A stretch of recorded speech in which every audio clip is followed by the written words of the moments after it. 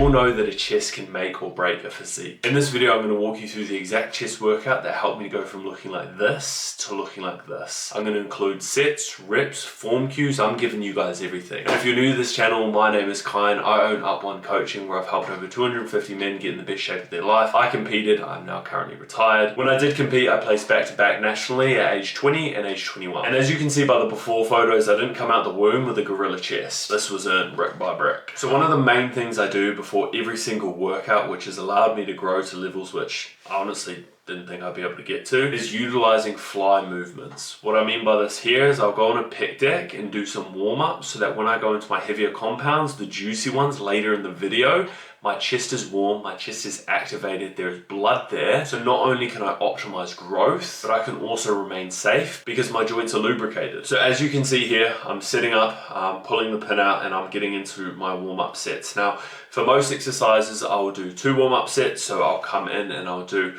50% of my maximum working load. So let's say I could do 100 kilograms, I'll do 50 kilograms for about 8 to 12 reps, and then I'll do 75%, so 75 kilograms if I could do 100 kilograms, and I'll do that for about 4 or 5 reps. This essentially just gets me to feel out the movement as well. Like some days the machine feels different, so I like to get in there and use these as practice sets. Now you can see in the video here that the seat is too high. Now, ideally I want pec deck at full extension to be in line with my lower / mid chest so I can really start to warm things up. But any lower than that and any higher than that isn't super optimal. Now you can also see here that I'm making a big mistake, which I see very common, and that is leaning forward in your chest movements. You want to make sure that your chest is remaining up so that you can activate it. You're also not using these delts, because when you lean forward, you naturally will use these delts more. We don't need to grow your shoulders, we need to grow your chest. So as you can see here, my chest is up and I'm controlling the weight throughout. I'm not trying to come in here and do anything silly. I'm still using these as my warm-up sets. I'm getting a good feel for it, so that when I get into my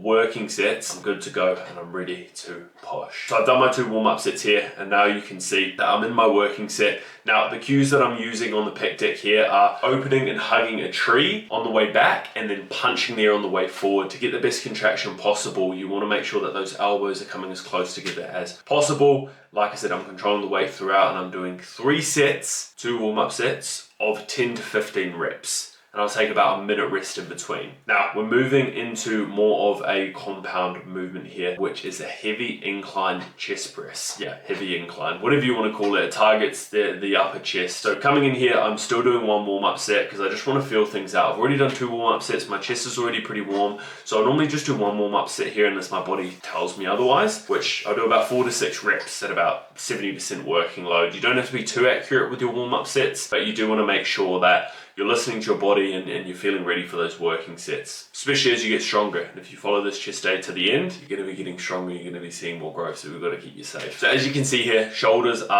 blades are pinned back, chest is up, and the goal here is to drive those elbows across my body. Another thing that you can see here, which a lot of people make the mistake of, is they don't go through the full range. You see people going half the way back. That is literally going to do nothing, right? They lean forward, use half the range. Sometimes you even see people doing 1 arm. Do not do that, right? Keep that chest up. Make sure you're going through the full range. You're going to see some great growth. So as you can see here, I'm now pulling off the weights and I'm putting on the 20 plate. So I'm putting on my big plate ahead of my working set. Now it's important before your working set, and a lot of people don't talk about this, guys. You can see I've just drunk some water. Prepare yourself mentally. Your working sets, you need to be adding weight or reps each week in order to grow, right? That's how progressive overload works. Get in your zone, right? Whether that's telling yourself something mentally, maybe you have a mental cue, right? Which is like, ain't no one gonna outwork me. Whatever it may be, go to that spot, right? Take your water, get things locked in, and take your time. Failed water bottle flip attempt there, but redemption's on its way. So as you can see here, coming down, chest is remaining up, feet are planted,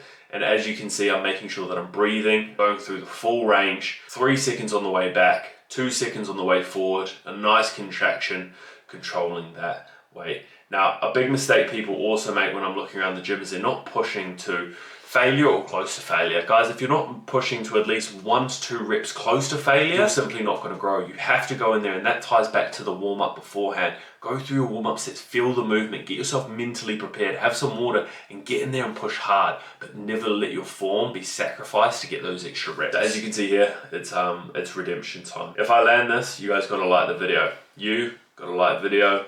3, 2, 1. I am the one, the one. There we go. You shook on it. You did shake on it. Awesome. So now we are moving into one of my favorite movements for that chest. Now, I would primarily do this one first, but I've gone into a chest press. Now, for the chest press, I didn't state this. So for the chest press, I was doing 3 sets there again, and I was doing 8 to 10 reps, focusing on progressively overloading in weight or reps each week. So that was more my heavy compound. So now I'm moving into one of my favorite movements, which I would normally do first, but seeing I already hit chest earlier in the week, I wanted to use a more kind of stable movement in a chest press. It's a little bit safer, and then move to this movement with a little bit of lighter weights. I've already done the 8 to 10 reps. I've already kind of gotten there, warmed up the chest, moved some good weight, and now I'm going into more of a slow, controlled, focusing on time under tension and range of motion. So as you guys can see there, this is obviously down to preference, but like there's no set rep range, there's no set things. It's what works best for you, and what works best for me and a lot of my clients is switching up that intensity. So as you can see, I started with the pec deck, I moved to a heavier compound, right, going 8 to 10 reps, and now I'm slowing things down a little bit. I'll still go into that 10, 11 rep range, but it'll be a little bit slower, it'll be a little bit more mindful, there'll be a little bit more time under tension. So what I'm doing here is dumbbells come to the knee, phone goes out the pocket because that will flip off.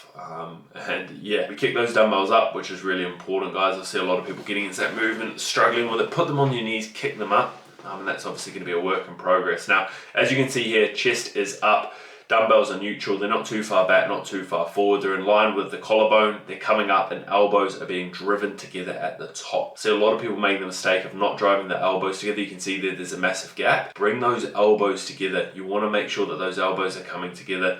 Keep the head back as well. Please do not have that head forward. And obviously brace your midsection. That was a bit of a feel out set there, that first set. Now you can see I'm moving into a heavier rep for the dumbbell incline press. Now I don't warm up for every single exercise, but sometimes I'll just feel it out, especially on the dumbbell incline or a chest press. I like to just have one set where I go, 4 to 6 reps, just feel it out, see what the body's saying, because sometimes the body says different things. So as you can see here, chest is up, form there is quality, and we're really targeting that upper chest. I'll be doing 10 to 12 reps for about 2 sets. I'll be pushing close to failure. And I'll just be really honing in on making sure that I'm getting a good stretch, good contraction at the top, and keeping things nice and safe. Let's have a little look at the pump here with Josh. We'd actually filmed another couple movements beforehand, so the chest was fairly pumped. Physique's not looking too shabby, about 8 weeks out from Sydney. So if you guys want to see more videos on how you can get in shape and how I'm running my dieting phase as well, make sure to subscribe, follow me on Instagram as well, because I'm currently in a dieting phase. Now, the chest workout still goes on. One of the most important parts of the chest workout is how you finish. A lot of people can start strong, they can have good movements, good form, but it's how you finish. So what I like to do here is we've done a few sets on the pec deck, we've moved into a heavier compound, we've done our dumbbell incline. We're looking now at about, we've done about 7 or 8 sets. So I'm coming in here and I'm doing about 2 sets of 12 to 15 reps on a cable fly. So you can see my feet position, one foot in front of the other, so important.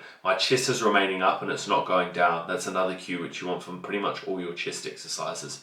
I'm controlling the weight all the way back and I'm driving those elbows together at the top. I'm almost imagining I'm scooping and bringing my pinkies together. A lot of people bring their knuckles together, you just can't get a good contraction. So yeah, you want to make sure that pinkies are coming together, chest remains up, you've got a strong base as well. And yeah, I would do 1 to 2 sets here and just finish it. Just empty the tank, because it's your last exercise. Whenever you're doing your last exercise or last set for an exercise, guys, always just go balls to the wall on those ones. Here I do 2 sets and I'm just really focusing on a deep stretch, slow and controlled, contracting hard. And then afterwards we've got a little bit of a pump up here. Not looking too shabby. I've got about 3 or 4 more kilograms to come off.